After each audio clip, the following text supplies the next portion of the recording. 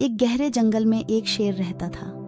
वह जंगल के सभी जानवरों के लिए न्याय का राजा था। एक दिन उसके पास एक जवान हिरण आया और उसने राजा से कहा, राजा, कृपया मुझे इस जंगल के आदर्श और नियमों के बारे में बताएं। राजा ने हिरण को विद्या और धर्म के बारे में शिक्षा दी और उसे धर्म का पालन करने के लिए कहा। हिरण ने राजा के वचनों का पालन किया और जंगल के हर जीव के साथ न्याय से व्यवहार किया। एक दिन राजा को एक बुद्धिमान गधा मिला। वह गधा बहुत ही बुद्धिमान था और सभी जानवर उसके साथ बहुत प्रेम करते थे। लेकिन एक दिन गधा की एक गलती ने उसे राजा को निगलने के लिए कठिनाई में डाल दिया। राजा को गधा की यह हरकत पसंद नहीं आई और उसने गधा को सजा सुनाई।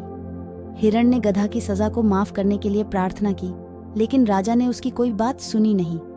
हिरण ने फिर सोचा कि कैसे उसे राजा को अपनी गलती का एहसास कराए।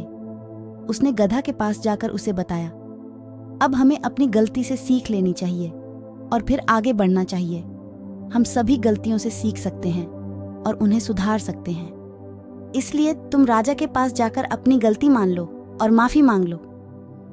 गधा ने हिरण के बयान के अनुसार राजा के सामने जाकर अपनी गलती का स्वीकार करते हुए माफी मांगी। इस तरह माफी मांगने पर राजा ने उसे माफ कर दिया और समझाया कि हर व्यक्ति को दूसरों की गलतियों को समझना और माफ करना चाहिए। इस कहानी से हमें यह सीखने को मिलता है कि हर व्यक्ति को गलतियों से सीखना चाहिए और उन्हें सुधारने का प्रयास करना चाहिए। धर्म, अनुशासन और सजगता के साथ हम सभी अपने लक्ष्यों को प्राप्त कर सकते हैं।